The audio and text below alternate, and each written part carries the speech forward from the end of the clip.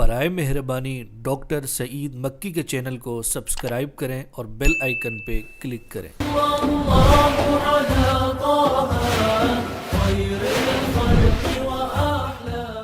الحمد للہ رب العالمین والصلاة والسلام علی اشرف المرسلین وعلی آلہ وصحبہ اجمعین وبعد۔ میرے پیارے سامعین و ناظرین، اللہ تعالی جو مطلقاً ہمارے محبوب اعظم ہیں، جن کی رضا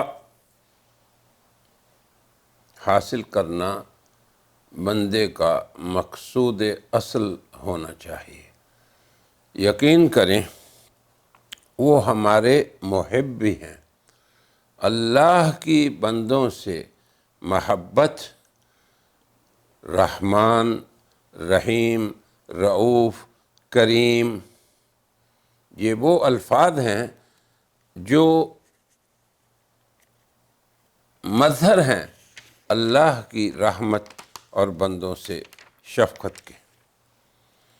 بلکہ بعض روایات میں ہے کہ جس قدر دنیا میں رحمت کا ہم مشاہدہ کرتے ہیں، انسان اپنے بچوں سے، ماں اپنے اولاد سے، حتیٰ کہ درندے، چرند، پرندے جب اپنی اولاد کے منہ میں لقمہ ڈالتے ہیں محبت سے، تو یہ محبت اس اللہ کی رحمت کی ان مخلوقات کے درمیان ایک پرتو ہے، اور ایک اس کی قسمت کا کچھ حصہ ان کو ملا ہے۔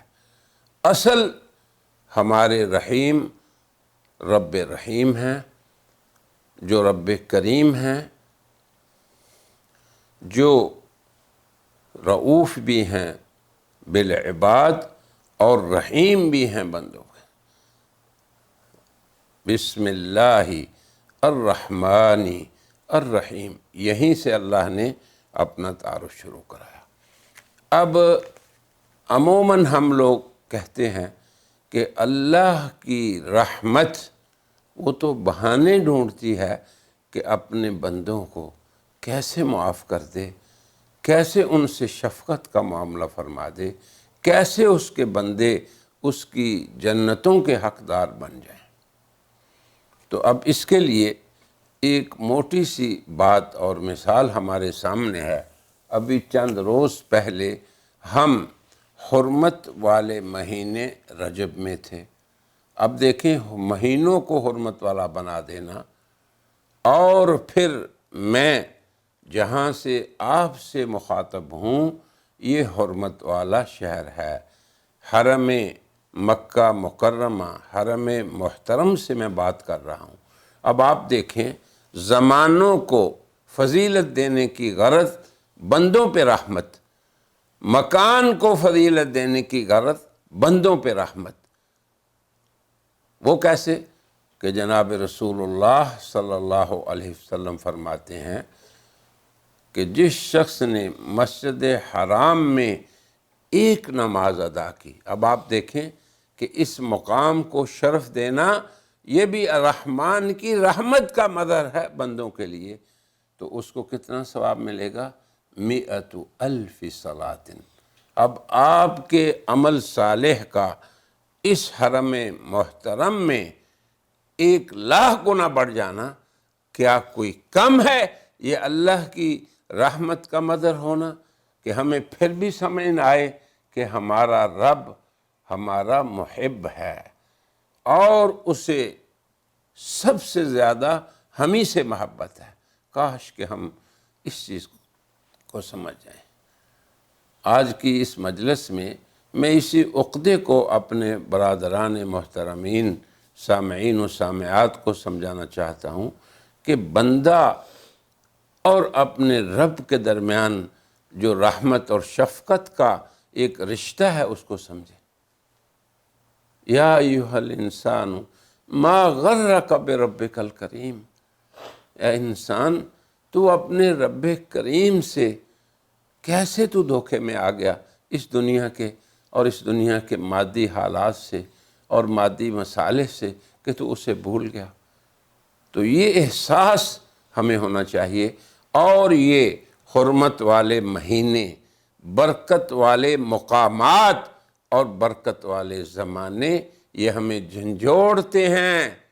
اے بندو، اپنے اصلی محبوب کو منانے کی فکر کرو جو تمہارا محب صادق ہے۔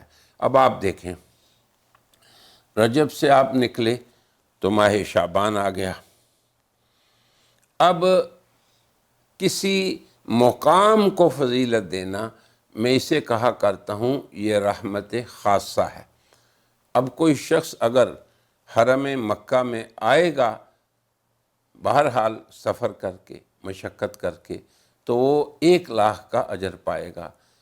پھر سفر کر کے مدینہ طیبہ جائے گا تو مسجد نبوی میں 1,000 نماز کا ثواب پائے گا۔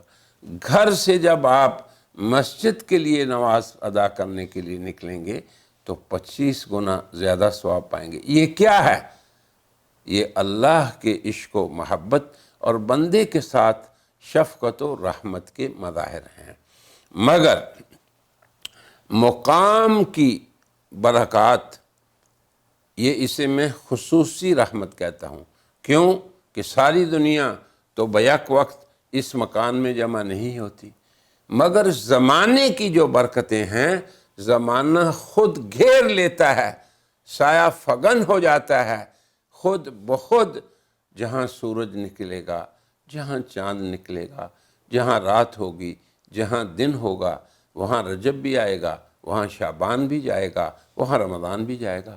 تو شعبان معظم، اس کی فضیلتیں اور اس کے احکام، یا جناب رسول اللہ صلی اللہ علیہ وسلم کی سیرت کا یہ پہلو کہ اس مہینے کو آپ کیسے گزارتے تھے، یہی دین ہے۔ دینداری یہ نہیں کہ ہم اپنی طرف سے رجب کے اندر بدعات کا جاری کر دیں، اجرا کر دیں، یا شعبان کے اندر خود بخود ساختہ شریعت اور اعمال ہم بنا لیں۔ ہم نے تو اعمال بھی ایسے بنا رکھے ہیں اپنے اپنے ملکوں میں کہ شعبان، او جی یہ شب برات کا مہینہ ہے، یہاں پہ پٹاخے چلاؤ، معاف کیجئے گا۔ کیا ہماری غفلت ہے؟ اسی غفلت کو جھنجھوڑنا مقصود ہے میرا آج کی اس مجلس میں۔ اب آپ دیکھیں، ام المومنین عائشہ رضی اللہ تعالیٰ عنہ کیا فرماتی ہیں، رسول اللہ کے شب و روز کیسے گزرتے تھے اس ماہ شعبان میں۔ میں آج کی مجلس میں کوئی لمبی تفصیل یا تحقیقی بات نہیں کرنا چاہتا، بلکہ آپ کے سامنے جناب رسول اللہ کی سیرت کی وہ احادیث جسے حضرات صحابہ اور امہات المومنین نے روایت کیا ہے۔ حضرت اسامہ بن زید، اب یہ حدیث امام نسائی نے اپنی سنن میں ذکر کی ہے۔ اب آپ دیکھیں، کیا ہماری یہ حالت ہے؟ ہمیں احساس ہوتا ہے کہ رجب آیا تھا، وہ نکل گیا اور ابھی شعبان میں ہیں ہم۔ فرماتے ہیں اسامہ ابن زید، قلت یا رسول اللہ لم ارک تصوم من شہر من الشہور ما تصوم من شعبان۔ یا رسول اللہ، میں نے آپ کو سال کے 12 مہینوں میں کسی مہینے میں اتنے روزے رکھتے ہوئے نہیں دیکھا جو آپ شعبان میں رکھتے ہیں۔ اور پھر فرمایا، ذاک شہر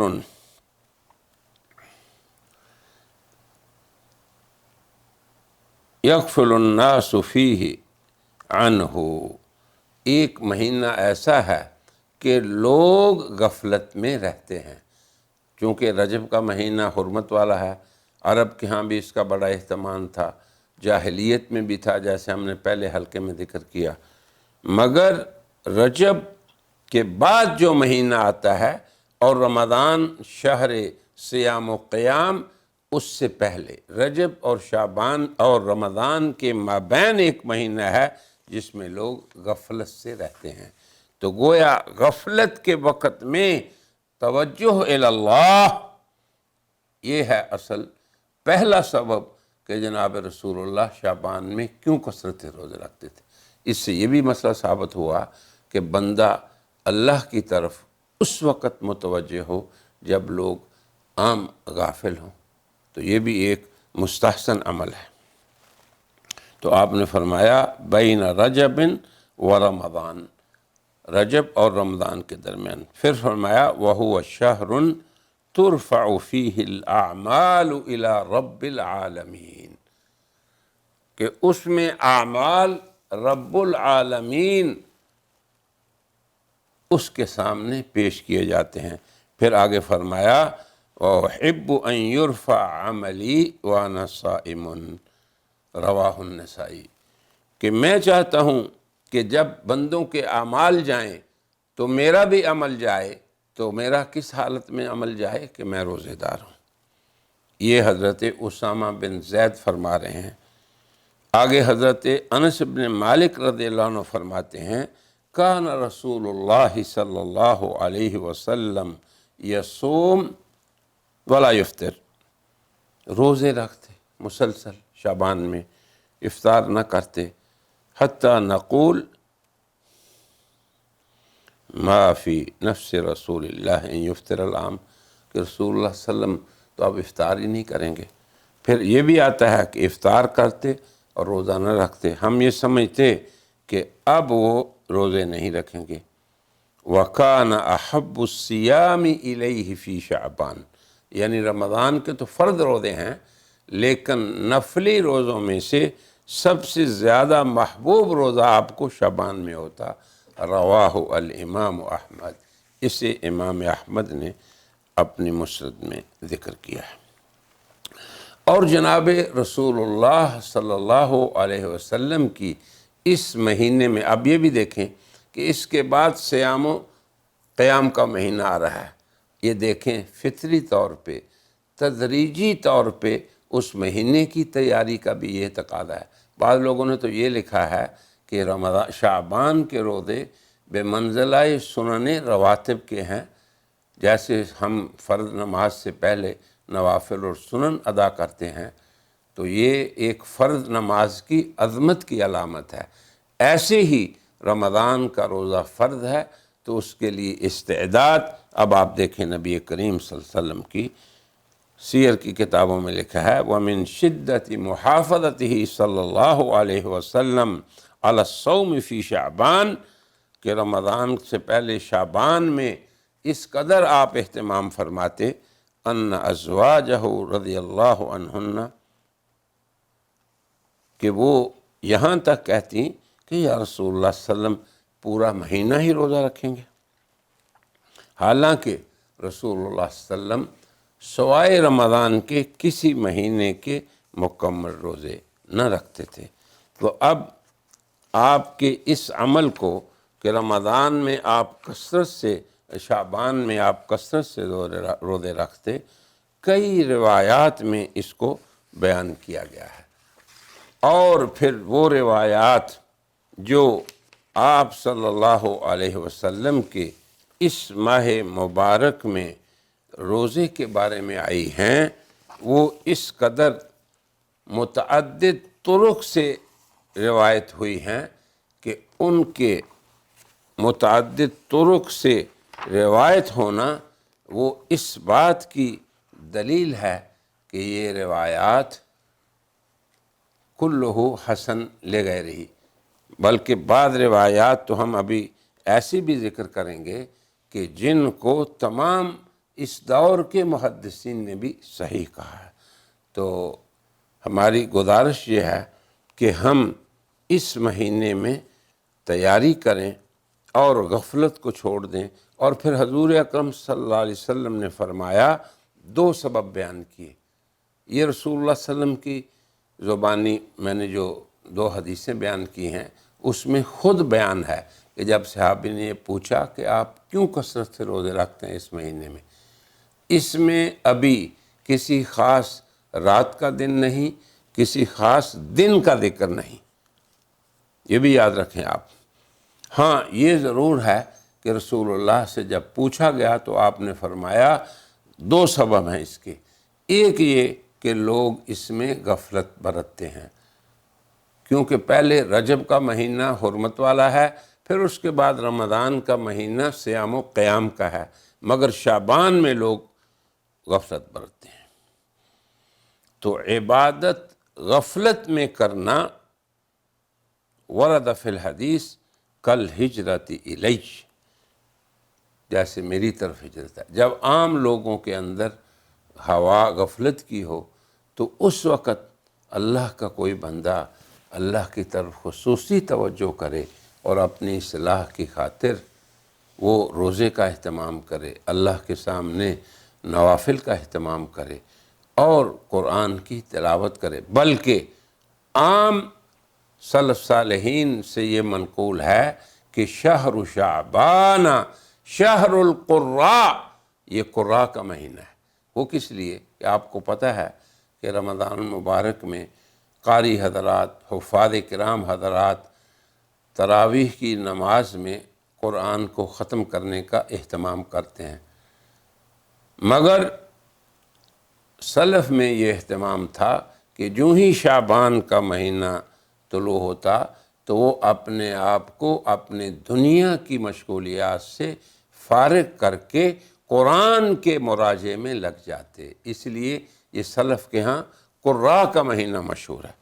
اب کس قدر غفلت ہے ہماری، بلکہ ایک یہ بھی قول ہے علیہ وسلم کا کہ العبادت فی الفتنۃ کالہجرۃ الی، جب دنیا آزمائش میں اور اپنے مادی احوال میں گری ہوئی ہو تو اس وقت عبادت کرنا۔ تو یہ میں بتا رہا ہوں کہ حضور اکرم صلی اللہ علیہ وسلم نے فرمایا کہ میں اس لیے اس مہینے میں روزے کا اہتمام کرتا ہوں کہ اس میں لوگ غفلت میں ہوتے ہیں، اور اس غفلت کا کیا مقابلہ ہے آج کی غفلت سے؟ میرے محترم حضرات، میرے برادران، سامعین و سامعات، غور کریں رسول اللہ صلی اللہ علیہ وسلم کی اصلاح تدریجی کا۔ ابھی رمضان جو تزکیہ اور طہارت اور تقوی کا مہینہ ہے، اس سے پہلے اسی ماہ شعبان میں جس میں سے آج آپ گزر رہے ہیں، تو آپ فرماتے کہ لوگ چونکہ غفلت میں ہیں اس لیے میں اس کی قدر کرتا ہوں۔ اللہ اکبر۔ اب دین کیا ہے کہ ہم نبی پاک صلی اللہ علیہ وسلم کی سنت کو تمسک کریں۔ من تمسک بسنتی والدین کان بمنزلت من ہاجر من بین اہل الجاہلیہ۔ تو غفلت کے دوران میں ایسے ہی ہے سنت کا تلاش کرنا اور اس کا پھر اہتمام کرنا۔ کتنے لوگ ہیں جو اس کا اہتمام کرتے ہیں کہ بھئی یہ مہینہ رسول اللہ صلی اللہ علیہ وسلم کو بڑا ہی محبوب تھا اس میں روزہ رکھنا۔ تو میرے محترم حضرات، اہتمام کریں، پوری دنیا میں جہاں جہاں بھی میری یہ حرم محترم سے آواز پہنچے، ہم میں سے ہر آدمی انفرادی طور پر اہتمام کرے اس مہینے میں رسول اللہ صلی اللہ علیہ وسلم کی اس سنت کو زندہ کرنے کا۔ من تمسک بالسنت والدین کان بمنزلت من ہاجر من بین اہل الجاہلیہ۔ تو یہ ایسے ہی ہے کہ جس نے زمانہ جاہلیت کے لوگوں سے میری طرف ہجرت کی۔ اب آپ خود دیکھیں کہ ایک جاہلیت اولا تھی اسلام سے پہلے، اور دوسرا ہم اپنے حالات کو دیکھیں، اپنے گھروں کے ماحول کو دیکھیں، کس قدر ہمارے گھروں میں سنت کا اہتمام ہے، قرآن کی تلاوت کا اہتمام ہے۔ کتنے لوگ ہیں کہ جب صبح اٹھتے ہیں تو فجر کی نماز وقت پہ ادا کرتے ہیں، پھر اس کے بعد اپنے دن کا آغاز قرآن کریم کی تلاوت سے، ذکر اللہ سے، اللہ کی عبادت سے کرتے ہیں۔ تو اس لیے اس غفلت کے ایام میں ضروری ہے کہ ہم اس شعبان کے اندر رسول اللہ کی سنتوں کو تلاش کریں۔ پھر آگے دوسرا عمل یہ فرمایا، ھذا شہر ترفع فیہ الاعمال، کہ یہ وہ مہینہ ہے۔ اب آپ نے یہاں بھی میں آپ کو بتاؤں کہ ابھی تک میں نے نہ کسی رات کا ذکر کیا ہے نہ کسی خصوصی دن کا، یہ عمومی مہینے کی بات کر رہا ہوں، تاکہ بعض لوگ جو افراط و تفریط کا شکار ہیں شعبان کے بارے میں، وہ اس سے غلط مفہوم نہ لیں۔ میں عمومی بات اس زمانے کی کر رہا ہوں، اور زمانے کی حرمت یا زمانے کی عظمت یہ اللہ کی عمومی رحمت کا مظہر ہے۔ اگر کسی جگہ پہ اللہ اجر کو بڑھاتے ہیں تو یہ خصوصی رحمت ہے، مگر زمانے کسی میں کسی عمل کا بڑا ہونا یہ اللہ کی عمومی رحمت ہے۔ کیوں کہ زمانہ پوری دنیا کو اور پوری کائنات کو محیط ہوتا ہے۔ تو آپ نے دوسری وجہ، پہلی وجہ یہ بتائی کہ لوگ غافل ہوتے ہیں اس میں، اور دوسری وجہ کیا بتائی کہ ھذا شہر ترفع فیہ الاعمال الی رب العالمین۔ تو کیوں نہیں ہم سوچتے کہ اس میں ہمارے اعمال اللہ کی طرف اٹھائے جا رہے ہیں، اور اس حال میں ہوں آپ نے فرمایا کہ میں چاہتا ہوں کہ میرے عمل اس حال میں اٹھیں، انی صائم۔ یہ وہ سید المعصومین صلی اللہ علیہ وسلم، سید المرسلین، امام المتقین، یہ ان کی حالت ہے۔ تو ہمیں حضرت صلی اللہ علیہ وسلم کی اس سنت کے احیاء کی سب نیت کریں، اور ہمارے ساتھی کوشش یہ کریں کہ شعبان کے اندر ہم روزہ رکھیں اور اللہ کا قرب حاصل کریں، اور اس کے لیے کوئی خصوصی عبادت ہم خود وضع نہ کریں، بلکہ سنت یہی ہے کہ انفرادی طور پر جس قدر ہو سکے، یہ شہر القراء ہے، قرآن کی تلاوت کریں، نوافل کا اہتمام کریں اور روزے کا اہتمام کریں۔ اللہ تعالیٰ مجھے بھی اور آپ سب حضرات کو اس شعبان سے خوب مستفید ہونے اور جناب رسول اللہ کی اس سنت پہ عمل کرنے کی توفیق عطا فرمائے۔ وآخر دعوانا ان الحمد للہ رب العالمین۔